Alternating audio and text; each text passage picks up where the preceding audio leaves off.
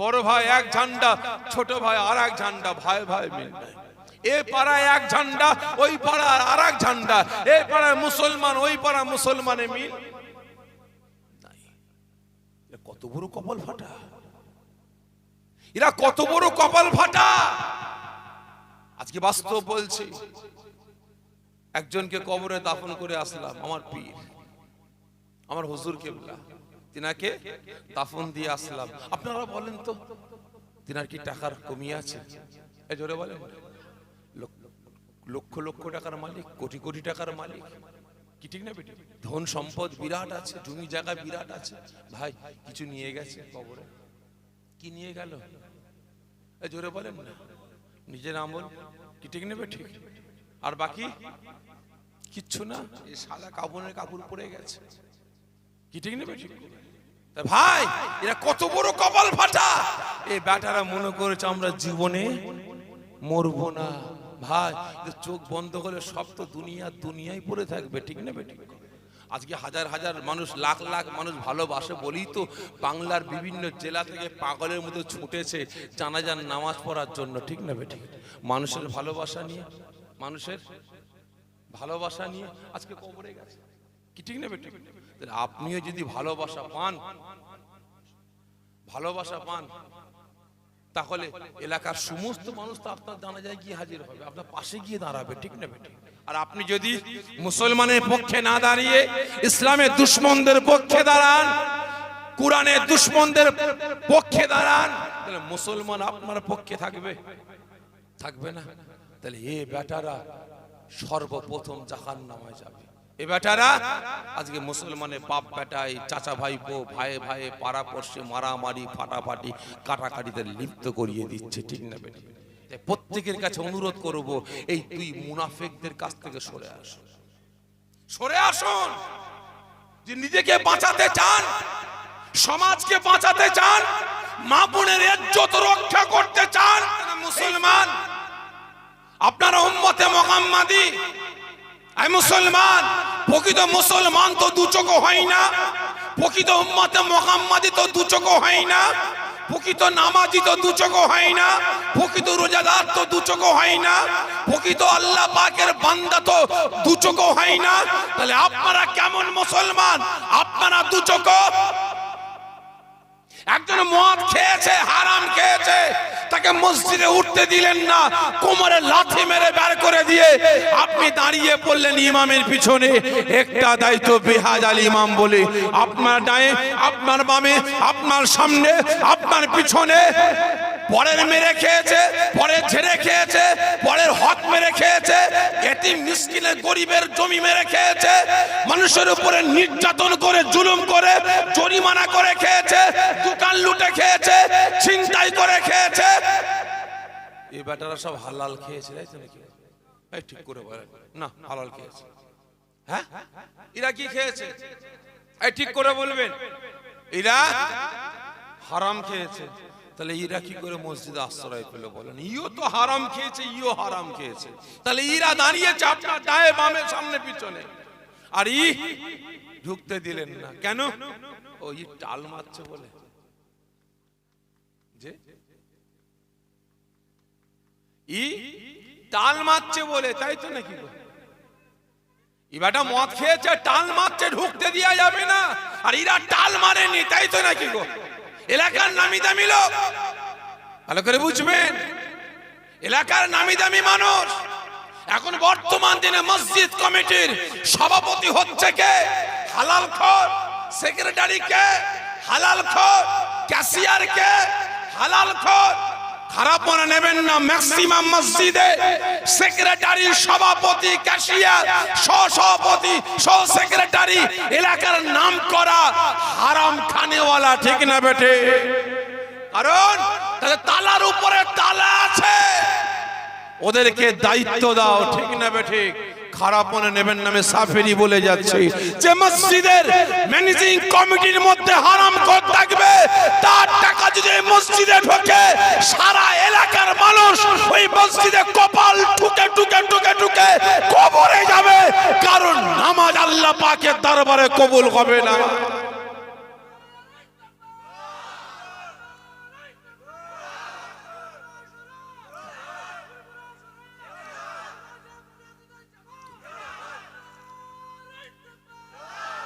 বাস্তব বলছি ভাই, বাড়ির গার্জেন যদি মাতাল হয় ছেলে কি হবে? এই কথা বলেন। মাতাল বাড়ির গার্জেন যদি বিড়িখোর হয় ছেলে কি হবে? বিড়িখোর। তাহলে আপনি মসজিদ তৈরি করেছেন ইবাদত করার জন্য, আর ইবাদতের জাকাত যদি আপনি তাকে মাথা বানাচ্ছেন, সে যদি হারামখোর হয়, পরের মেরে খায়, ছেড়ে খায়, লুটে খায়, পরের কাছ থেকে জরিমানা করে ইনকাম করে খায়, ঘুষের কারবার করে, সুদের কারবার করে, হারাম ব্যবসা করে, তাদেরকে যদি মসজিদের মুতাল্লি বানান, তাহলে আপনি বলুন সেই টাকা মসজিদে ঢুকছে, সারা জীবন কপাল ঠুকে ঠুকে কপাল ফেটে কালো হয়ে যাবে, জীবনে কোনোদিন নামাজ আল্লাহ পাকের দরবারে কবুল হবে না। তাহলে এর বিরুদ্ধে প্রতিবাদের দরকার আছে না নাই? ভাই বলতে গেলি আমি খারাপ, বলতে গেলি আমি খারাপ। সেজন্য ভাই জানতে চাই আপনারা বলেন আমি কেমন আজ করব? তেলা মাথায় তেল দিয়ে না শুকনো মাথায় তেল দিয়ে? ভাই এখনো ভাবেন, আমি এখনো কিন্তু ভাই ওষুধের ডাব্বা খুলিনি, এই সবে একটু উপর থেকে গন্ধটা বেরোচ্ছে, ডাব্বা খুললে কি হবে বুঝতে পেরেছেন? এখনো বলেন ওষুধের ডাব্বা এখনো খুলিনি ভাই। হ্যাঁ, শুকনো মাথায় সহ্য করতে পারবেন তো? দেখা যাক ইনশাআল্লাহ। সবাই তো বলছেন হ্যাঁ। তা ভাই সাহেব বলেন তো, আজকে আমি আপনি মুসলমান, আমার আপনার ঈমান আমল আকীদা রক্ষা করা কঠিন হচ্ছে, এর জন্য দায়ী কারা? বলেন, আমার আপনার ঈমান আমল আকীদা রক্ষা করা কঠিন হচ্ছে, এর জন্য দায়ী কারা? ভাই একটু কষ্ট দিচ্ছি, একটু আগে আগে আসেন, একটু আগে আগে আসেন, একটু আগে আগে আসেন, একটু কষ্ট দিচ্ছি ভাই। একাদশ সুবহানাল্লাহুম্মা সাল্লি আলা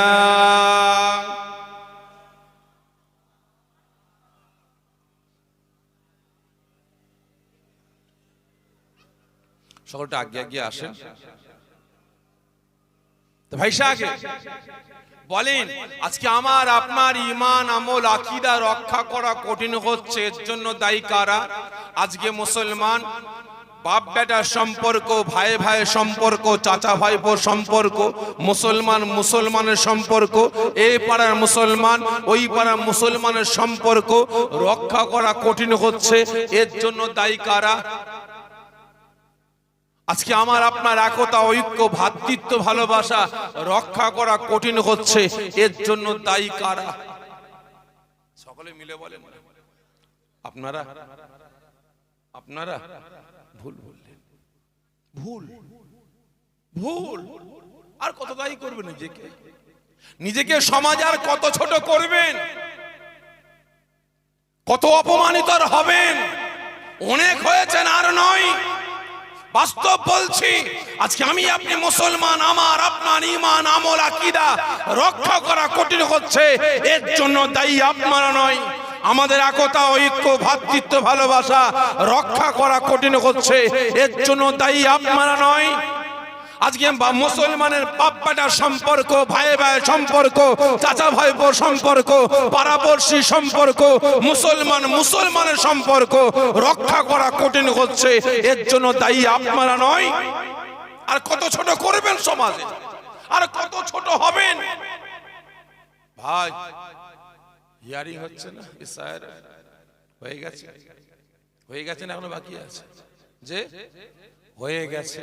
কারণ ভাই আমার একটা ছোট্ট একটা ভিডিও কাটিং করে ছেড়েছে, এখন ভাইরাল হচ্ছে। আমার চাচারা আমাকে ধরছে, ভাইরা ধরছে, তুমি কি উল্টো পাল্টা বলেছো? আমি কি বলেছি? না কি লাথি মারবে, জুতো পিটা করবে, কি বলছো? বলছে হ্যাঁ চাচা আমি ঠিকই বলেছি। কি বলেছো, ব্যাখ্যা কি করেছো? একটুখানি কেটে ছাড়ছে।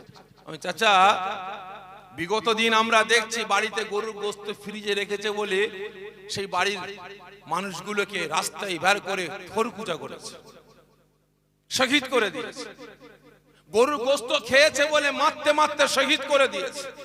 গো হত্যার নাম করে গোরক্ষা বাহিনীরা তাদেরকে শহীদ করে বেড়াচ্ছে, বাড়িকে বাড়ি বোল্ডুজার দিয়ে গড়িয়ে দিচ্ছে। ফুরফুরায় বিভিন্ন জেলা থেকে মানুষ আসছে, জামাতিরা কাঁদছে। কি হয়েছে চাচা, কাঁদছেন কেন?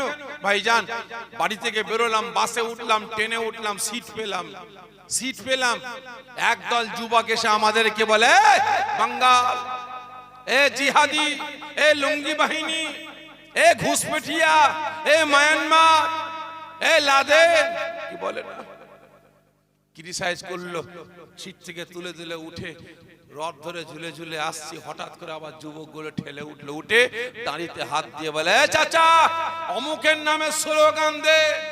স্লোগান দিইনি বলে আমাদের মারধর করেছে, জানে মেরে দিবার ব্যবস্থা করেছিল, ঠিক না বেঠিক? হচ্ছে না হয়নি? ওদেরকে বললে ওরা বলে আমরা এ রাজ্যের, ভারতের আমরা 1 নাম্বার নাগরিক, ঠিক না বেঠিক? আজকে দেখেননি এসআইআর শুরুর আগে আমার দেশের মাথা মুটা পেট মুটা কিছু কিছু নেতারা বলছে মুল্লাদের নাম বাদ চলে যাবে, মুল্লাদের কোমরে লাথি মেরে, জিহাদিদের কোমরে লাথি মেরে বাংলায় পাঠিয়ে দেবো, ঠিক না বেঠিক? বলছে না বলেনি? ভাই ওরা বলে আমরা 1 নাম্বার নাগরিক, আর আমিও সানি আছি ইনশাআল্লাহ। 14ই ফেব্রুয়ারি ফাইনাল লিস্ট বেরোবে এসআইআর হওয়ার পরে, ঠিক না বেঠিক? ফাইনাল লিস্ট বেরোবে 15ই ফেব্রুয়ারি থেকে। যে মুসলমান ভয়ে ভয়ে চলবে, জুজু হয়ে চলবে, কানতে কানতে বাড়িতে আসবে, মার খেয়ে ঘরে আসবে, অপমানিত হয়ে ঘরে আসবে, আল্লাহর কসম কে বলছি আমার পাল্লাই পড়লে জুতো মারতে মারতে তাড়াবো, যা যেমন মার খেয়েছিস মেরে আ। ওরা যদি এ দেশের 1 নাম্বার নাগরিক হয়, আমরাও মুসলমান, আমাদের বিভিন্ন রকমের প্রমাণ পত্র দিয়ে, কাগজ দিয়ে আমরাও প্রমাণ করেছি আমরাও এ দেশের 1 নাম্বার নাগরিক, ঠিক না বেটে? ওরা যদি আমাদের একটা হাত দেখায় আমরা 2টো হাত দেখাবো, আমাদের একটা পা দেখালে আমরা 2টো পা চালাবো, ঠিক না বেটে? অনেক সহ্য করেছি, আর নয়। আজকে এসআইআর এর নামে একটা বুথে 500 করে নোটিশ, কম করে বললাম 500 করে নোটিশ, তার মধ্যে মাত্র 10 জন অন্য অন্য ধর্মের, অন্য অন্য বর্ণের, আর তার মধ্যে 490টা মোল্লা, আর 490টার মধ্যে 350 মোল্লা মহিলা, ঠিক না বেটা? ভাই কি বলবো, দুঃখের কথা, সব 8 কুরোদের নিয়ে বসবাস। কাদেরকে নিয়ে? 8 কুরো। ও বাবা, আমি তো ভেবেছিলাম 8 কুরো, কিন্তু এই দেখছি তো অন্য বেরিয়ে পড়েছে এখন। দেখেননি কি এফস্টিন ফাইল না কি, দেখেননি? শোনেন ভাই, নিজের বউকে ছেড়ে দিয়ে এখন কচি কচি নিয়ে দ্বীপে গিয়ে আছে, দেখেননি? আবার বাল দেবতা, তার সামনে ওই বাচ্চাদের উপরে নির্যাতন চালিয়ে ধর্ষণ করে, বেটারা শান্তি পায় না।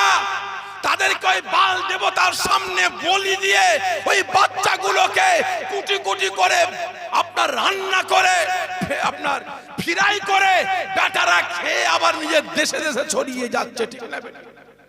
আমার দেশের কয়জনের নাম জড়িয়ে গেছে, কি দেখেননি ভাই? আমার দেশের কয়জনের নাম জড়িয়ে গেছে। এ বেটা আবার মাঝে মাঝে ইসরায়েলে যাচ্ছে ঘন ঘন, কারণ ভারতবর্ষের ইতিহাসে ভারতের প্রধানমন্ত্রী এত ঘন ঘন বিদেশ সফর করতে আমি দেখিনি, বাস্তব বলছি ভাই। ভাই প্রসঙ্গ আসলে বলে বলছি, এত ঘন ঘন বিদেশ সফর আমি দেখিনি। আজকে কারণটা বুঝতে পারছি, এত ঘন ঘন যাচ্ছ কেন বিদেশে, কি ঠিক না বেটি? গায়ের গরম কাটাতে যাচ্ছে বিদেশে ভাই, আর কাটিয়ে ঘরে এসছে। এখন এরা নতুন করে ফোন দিয়ে গেছে, মোল্লা মহিলাদের হিয়ারিং এ পাঠা, ওদের নাম বাদ দে, দিয়ে ওই দ্বীপে আর আমাদের যাওয়া লাগবে না।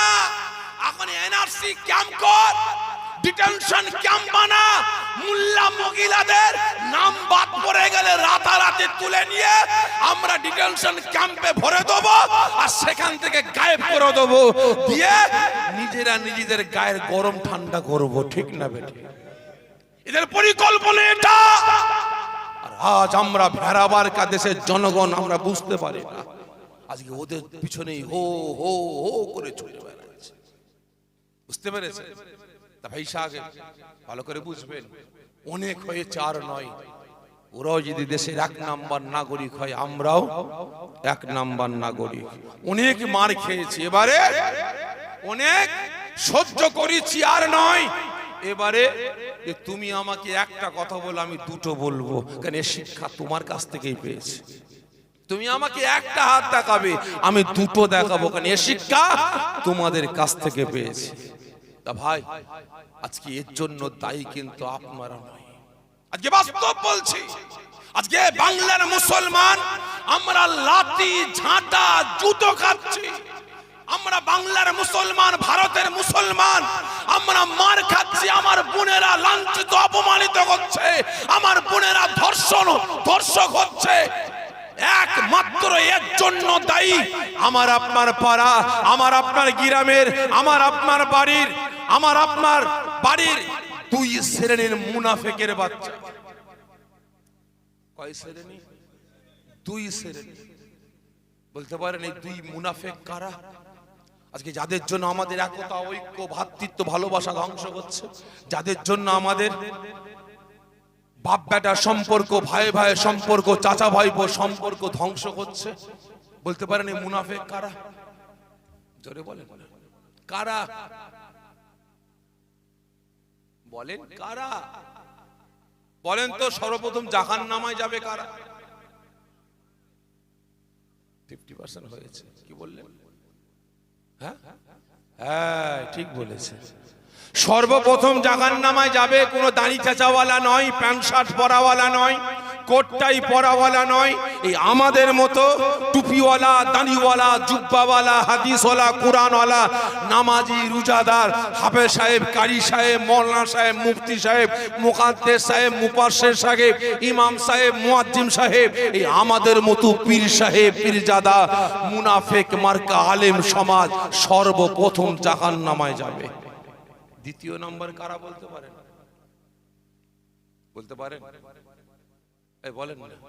দ্বিতীয় নম্বর কারা বলেন? কারা?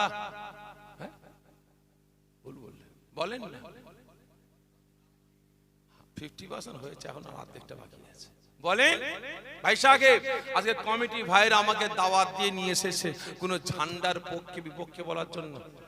আমি দাদা পীর আওলাদ এসেছি কোন ঝান্ডার পক্ষে বা বিপক্ষে বলবো বলে না। তবে হ্যাঁ, আমি সাফেরি সিদ্দিক এসেছি কোন ঝান্ডার পক্ষে বিপক্ষে বলার জন্য না, একমাত্র আল্লাহ পাকের পক্ষে, রাসূলের পক্ষে, শরিয়াতের পক্ষে, ইসলামের পক্ষে, কোরআনের পক্ষে, হকের পক্ষে, ন্যায়ের পক্ষে, অন্যায়কে পুঁতে দিয়ে মুসলিম সমাজটাকে সচেতন করে জাহান্নামের আগুন থেকে বাঁচিয়ে জান্নাতে নিয়ে যাওয়ার জন্য এসেছি। অন্যায়ের বিরুদ্ধে তরোয়াল চালাবো ভাই, কে কাটবে না কাটবে আমার দেখার দরকার নেই ভাই। দ্বিতীয় নম্বর কারা বলতে পারেন? ভাই সাহেব, দ্বিতীয় নম্বর সর্বপ্রথম জাহান্নামে যাবে কোন হিন্দুর ঘরের বাচ্চা নয়, কোন বৌদ্ধ, কোন শিখ, কোন পারসি, কোন পাদ্রীর ঘরের বাচ্চা নয়। আমার আপনার পাড়া, আমার আপনার গ্রামের, আমার আপনার বাড়ির নামধারী মুনাফিক মার্কা মুসলমান নেতারা সর্বপ্রথম জাহান্নামে যাবে। কারা? মুনাফিক মার্কা মুসলমান নেতারা। কারণ ভাই আমরা মুসলমান বিপদে আছি, ঠিক না বেটা?